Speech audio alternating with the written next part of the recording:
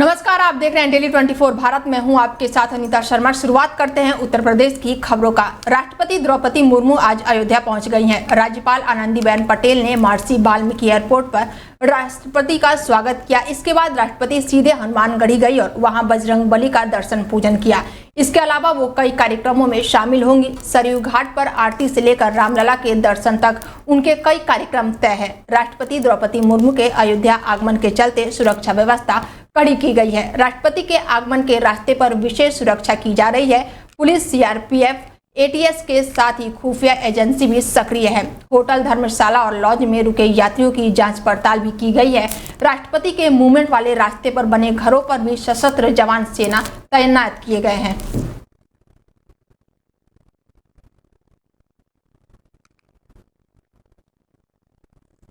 रक्षा मंत्री राजनाथ सिंह ने आज आंवला सीट पर बदायूं सीट के बीजेपी प्रत्याशी के समर्थन में जनसभा को संबोधित किया। उन्होंने नेहरू, इंदिरा और राजीव गांधी का नाम लेकर कांग्रेस पर जमकर हमला बोला। बदायूं के दादागंज में भारत माता की जय से अपने भाषण की शुरुआत करते हुए रक्षा मंत्री राजनाथ सिंह ने बदायूं और आंवला के साथ अपना रिश्ता जोड़ा। उन्होंने कांग्रेस पर जमकर सियासी वार किया और कहा कि डायनासोर की तरह कांग्रेस विलुप्त हो जाएगी। इस बार साइकिल की चैन चढ़ने वाली नहीं है। आजाद भारत में बहुत सारी सरकारों को काम करते हुए आपने देखा है। पिछले 10 सालों में हमारी सरकार को भी देख रहे हैं। कांग्रेस एक डूबता हुआ जहाज है और इस जहाज को डुबाने से दुनिया की कोई भी ताकत रोक नहीं सकती है। और इस बार के लोकसभा चुनाव में तो करिश्मा हो गया। करिश्मा यह हुआ है, गुजरात में सूरत से हमारा भारतीय जनता पार्टी का लोकसभा का प्रत्याशी निर्विरोध जीत गया मेरे बहनों भाई। और अभी अभी आपने अखबारों में पढ़ा होगा कि इंदौर में जो कांग्रेस के प्रत्याशी थे उन्होंने कांग्रेस से त्याग पत्र दे दिया और हमारे भारतीय जनता पार्टी का समर्थन करने के लिए तैयार हो गए। यह है भारतीय जनता पार्टी के प्रति। बस्ती लोकसभा बीजेपी प्रत्याशी हरीश त्रिवेदी के नामांकन में केंद्रीय मंत्री अनुराग ठाकुर बस्ती पहुंचे। इस दौरान केंद्रीय मंत्री अनुराग ठाकुर का बस्ती में भोजपुरी बोलने का अलग ही अंदाज दिखा। उन्होंने भोजपुरी में लोगों का अभिवादन कर सभा में जोश भर दिया। उन्होंने कहा कि भगवान राम, भगवान कृष्ण और महादेव के पावन भूमि उत्तर प्रदेश में आप सबको हाथ जोड़कर प्रणाम। आज कितनी भी गर्मी हो, लेकिन आप लोगों ने गर्मी को भी ठंडा कर दिया है। ऐसा लगता है कि यहाँ भी शिमला जैसी ठंडी हवाएं चल रही हैं।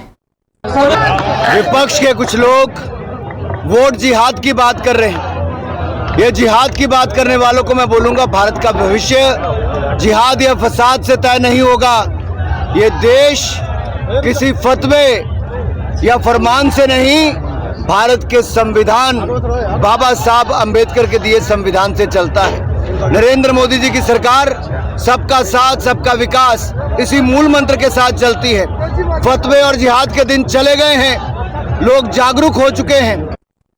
लोकसभा चुनाव 2024 के चौथे चरण की स्थिति अब साफ हो गई है। यूपी में चौथे चरण में 13 सीटों पर मतदान होने हैं। इसमें कुल 130 उम्मीदवार चुनावी मैदान में हैं। इंडिया ब्लॉक के समाजवादी पार्टी के प्रत्याशी डॉक्टर SP सिंह पटेल ने अपना नामांकन आज दाखिल किया। इस दौरान समाजवादी पार्टी के पट्टी विधायक राम सिंह, पूर्व विधायक नागेंद्र यादव और महासचिव मौजूद रहे। जिला पंचायत सदस्य इंद्रदेव तिवारी और प्रमोद तिवारी के मीडिया प्रभारी ज्ञान प्रकाश शुक्ला नामांकन कक्ष में मौजूद रहे। आज हमने इंडिया गठबंधन और समाजवादी प्रत्याशी के रूप में नामांकन किया है। अब यही गठबंधन मजबूत है। बाकी छुटपुट लोग जो है ऐसे दूसरों के इशारे पर वो करते रहते हैं। सब लोग जानते हैं क्यों उन्होंने नामांकन कराया है, इससे कोई फर्क नहीं पड़ेगा। इसके अलावा हमारे साथ मजबूत हमारी समाजवादी पार्टी, हमारे कार्यकर्ता, हमारे पार्टी के पदाधिकारी दिन रात एक किए हुए हैं। इसके अलावा कांग्रेस, आम आदमी पार्टी और कम्युनिस्ट पार्टी, इन सब के लोग जो है दिन रात एक करके हमें जिताएंगे। कौशाम्बी में बीजेपी प्रत्याशी विनोद सोनकर के नामांकन में पहुंचे डिप्टी सीएम केशव प्रसाद मौर्य ने सपा बसपा कांग्रेस पर जमकर निशाना साधा। उन्होंने कहा कि 2019 में मोदी जी की आंधी थी, 2024 में मोदी जी के नाम की सुनामी है। यूपी में 80 की 80 सीटें जीती जा रही है। सपा बसपा कांग्रेस का यूपी में खाता नहीं खुल रहा है। डिप्टी सीएम कौशल प्रसाद मौर्य ने आगे कहा कि आरक्षण जब राहुल गांधी के पिताजी, दादी जी और पिताजी खत्म नहीं कर पाए तो अब नरेंद्र मोदी जी के रहते कोई आरक्षण खत्म नहीं कर सकता है। संविधान को साक्षी मानकर शपथ लेकर देश प्रदेश को चल रही है की जो यात्रा है, जिसमें प्रयागराज सदा इतिहास बनाया है, फूलपुर और इलाहाबाद ने इतिहास बनाया है। ये दोनों सीट इलाहाबाद में इसलिए कह रहा हूं कि संसदीय सीट का नाम अभी इलाहाबाद है। मैं पहले भी प्रयागराज कहता था, अभी भी प्रयागराज कहता हूं। इस इन दोनों सीटों पे रिकॉर्ड वोटों से 80 की 80 लोकसभा सीटें जिसमें रिकॉर्ड बनने वाला है, उसमें प्रयागराज पीछे रहेगा क्या? आगे रहना है। अब कोई साइकिलों वालों को, पंजाब वालों को, हाथी वालों को वोट देना नहीं चाहता। देना चाहता है क्या? इनको वोट देने का मतलब कुआं में डाल दो, और कमल का बटन दबाने का मतलब है देश की भलाई के लिए, गरीब की भलाई के लिए, किसान की भलाई के लिए, यूपी और देश की और प्रयाग की भलाई के लिए कमल खिला दो, जिसमें लक्ष्मी जी साक्षात बैठ करके प्रयागराज फिर से आ जाए। बहुत बहुत धन्यवाद।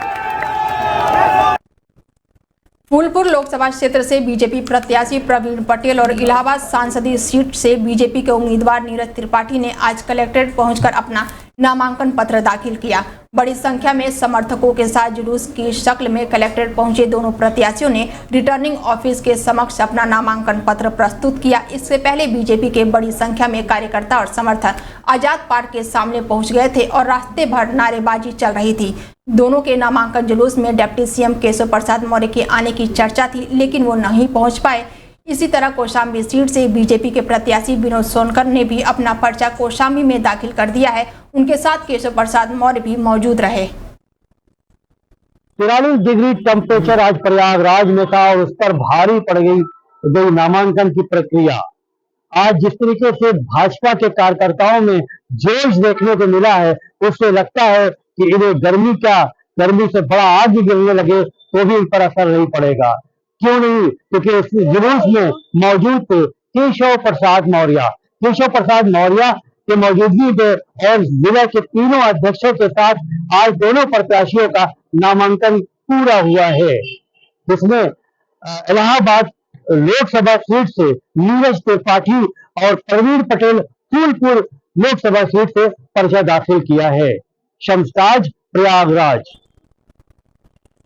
यूपी के बदायूं में रोडवेज बस स्टैंड के पास पान भंडार में सिलेंडर से आग लग गई। आग में झुलसकर 3 दुकानदार गंभीर रूप से घायल हो गए। साथ ही रोडवेज स्टैंड पर आग की चपेट में आने से कई लोग बाल बच गए। आग की लपटें देखकर आसपास के दुकानदार भी अपनी अपनी दुकानें बंद कर भाग गए। वहीं सूचना के बाद मौके पर दमकल की गाड़ी पहुंची और आग पर किसी तरह काबू पाया।